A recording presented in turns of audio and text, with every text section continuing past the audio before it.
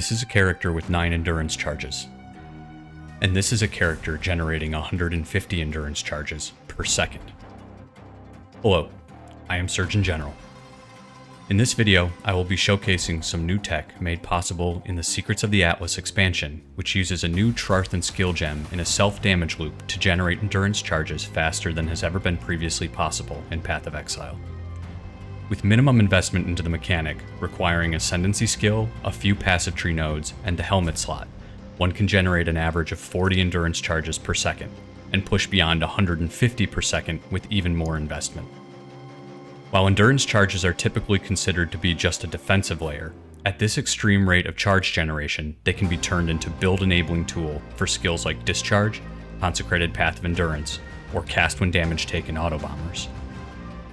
In this video, I will show how the charge generation mechanic works, discuss the different ways it can be implemented, and then give several suggestions of build archetypes which the mechanic enables. I will then conclude by showcasing a new build archetype that I've put together in League, the Endurance Looper, a 0-button Bladefall Blade Blast Autobomber, which uses extreme levels of endurance charge generation to drive a Cast When Damage Taken loop. Let's get into the mechanics.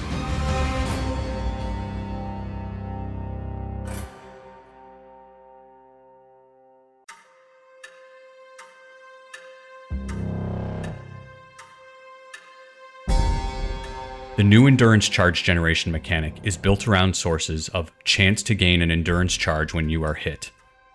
This effect is somewhat rare, but is available at a 30% rate on the Juggernaut Ascendancy node Unflinching, and at a 25% rate on the notable Inexorable at the bottom left of the passive tree. The final option is Replica Ambu's Charge, which guarantees an endurance charge when hit, but comes with a small life degen and takes up the body armor slot. Importantly, note that the charge generation effect does not specify that the hit must originate from an enemy. We can therefore use any self-damage which hits to proc our chance to gain an endurance charge.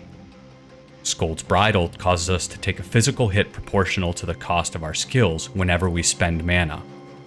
We can combine this with a new skill gem introduced in Mercenaries League, Bladefall of Trarthus. Unlike almost all other skills, Bladefall of Trarthus doesn't have a flat mana cost. It instead spends a portion of mana per second. Based on my testing, the game seems to treat this mana cost over time as mana spend on every server frame.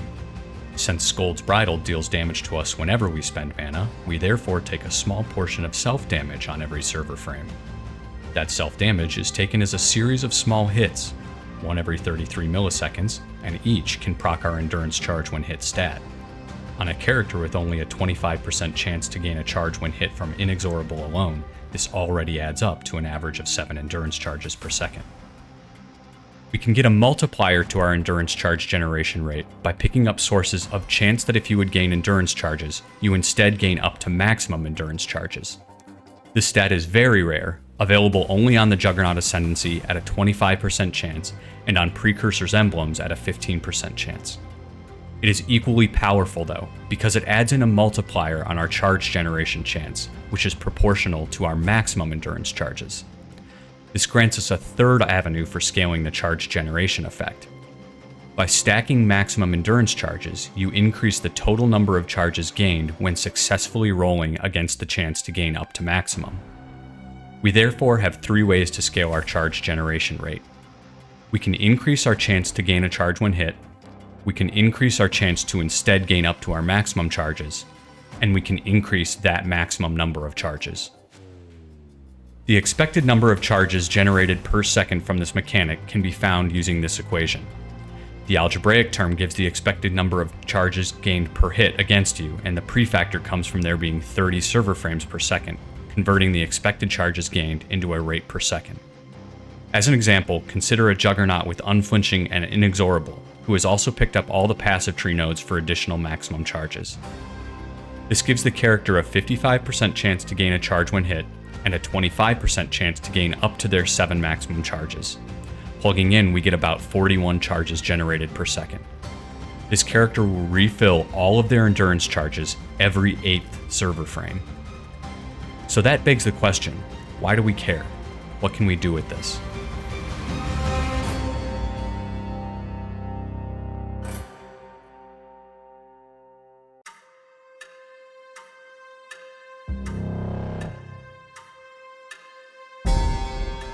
With access to a mechanic that can refill all of our endurance charges multiple times per second, skills and items that expend charges become viable. Consecrated Path of Endurance scales its damage and area of effect with the number of endurance charges a player has and teleports the player to enemies' locations. In a fast attacking setup, it ends up feeling like a slam version of Flicker Strike. However, it has 1 second cooldown, which limits how frequently it can be used. This cooldown can be bypassed by expending an endurance charge, though. With the significant endurance charge generation provided by the Scold's Bridle and Bladefall of Trarthus mechanic, you'd be free to scale attack speed to the moon and always have charges available to bypass the Consecrated Path cooldown. This strategy would work well with several unique items that synergize with generating and expending endurance charges. The Eternal Apple can be used to fully automate 3 Warcries with 100% uptime. While you can accomplish this with auto-exertion support, that would cost mana reservation, and you wouldn't receive the effects of the Warcry buffs like you would when using the Eternal Apple. Typically, Eternal Apple builds have had to set their minimum and maximum endurance charges to be within 1 or 2 of each other so that they can quickly trigger the Apple effect with limited charge generation. However, using the Scold's Bridle and Bladefall of Trarthus tech, there is more than enough endurance charge generation to consistently trigger the Apple effect with up to 10 or more charges. Another synergistic unique that can take advantage of this charge cycling is Kingsguard. Its unique effect grants you 100 life recovery per endurance charge lost. When cycling quickly through your charges with the Eternal Apple, this healing can add up to thousands of life per second. Importantly, this is instant recovery, so it bypasses map mods that can typically cause problems for life-based builds, such as no leech or reduced life recovery rate. Another perfect fit for this extreme level of charge generation is one of my favorite skills, Discharge. Discharge expends all of our character's charges, but in return has abnormally high base damage, which scales based on the number of charges spent. The transfigured version, Discharge of Misery, has no cooldown and so can be cast, or triggered, as quickly as you're able to refill the charges you spend on it. As showed in the earlier example, a Juggernaut with the Unflinching Ascendancy node and the Inexorable Wheel on the passive tree refills their charges on average every quarter second. This is faster than the trigger rate on Awakened cast while channeling. You can link Discharge of Misery to Cyclone and then spin to win. You can then scale both your damage and defenses by stacking maximum endurance charges. Up to 10 or 11 maximum charges is possible without any expensive items. This build archetype would pop Discharge for over 5,000 base damage 3 times per second. You could also add in Ralakesh's Impatience to get an insane amount of damage reduction as well. This is probably the best use of the new endurance charge generation tech, letting you scale both your offense and defense by investing in maximum endurance charges. However, that is far too reasonable for me.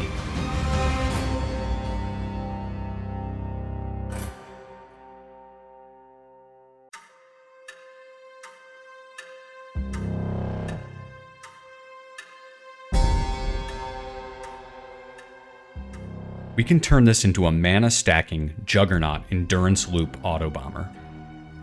The endurance charge generation mechanic relies on using Scold's Bridle to deal constant self-damage to ourselves.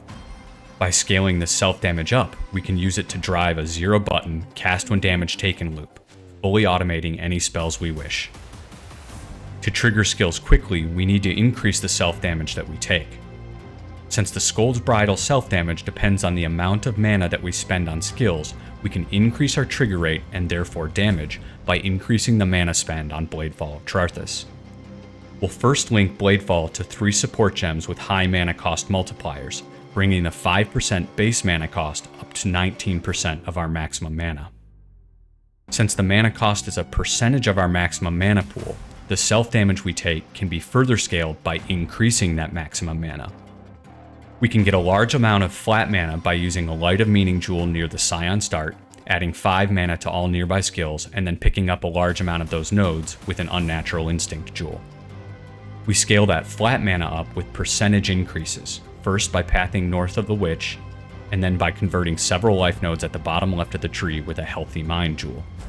Together, this pushes our maximum mana beyond 4,000, making us spend just under 1,000 mana per second on Bladefall of Trarthus. Since Scold Bridle deals 4 times our mana spend as physical damage, we'll be taking approximately 4,000 physical damage per second. However, remember that this is broken up into a series of small hits, 1 per server frame. Since armor is very effective against small hits, any amount of armor will give the maximum 90% physical mitigation, reducing the amount of damage that we take, and therefore the trigger rate on our cast when damage taken loop. To get around this, we can turn the downside of a Timeless Jewel keystone into an upside. Transcendence, available by socketing a Militant Faith Timeless Jewel conquered by Maxarius, makes armor apply to elemental damage instead of physical. This stops armor from blocking our cast when damage taken loop, and makes our endurance charges our only source of physical damage reduction. By picking up 9 maximum endurance charges, using Ralakesh's Impatience, and taking the Juggernaut Ascendancy that gives us additional physical mitigation per endurance charge, we have a consistent and reliable 45% physical mitigation regardless of the size of the hit. This is a good balance between taking enough damage to drive our self-damage loop, while still having some physical mitigation so that we don't fall over to any enemy hit. Put all together, we take about 1,500 physical damage per second after mitigation. This is plenty to drive a level 1 cast when damage taken setup that triggers a number of low-level spells. These spell triggers cost mana themselves, dealing us more self-damage and triggering a higher level cast when damage taken setup. I've chosen to take advantage of the Lingering Blades from Bladefall of Trarthus, add more Lingering Blades with a low-level Ethereal Knives of Lingering Blades, and then trigger high-level Blade Blast to detonate all of those blades. In order to sustain the thousands of damage per second that we take from Scold's Bridle, we take advantage of extreme endurance charge generation.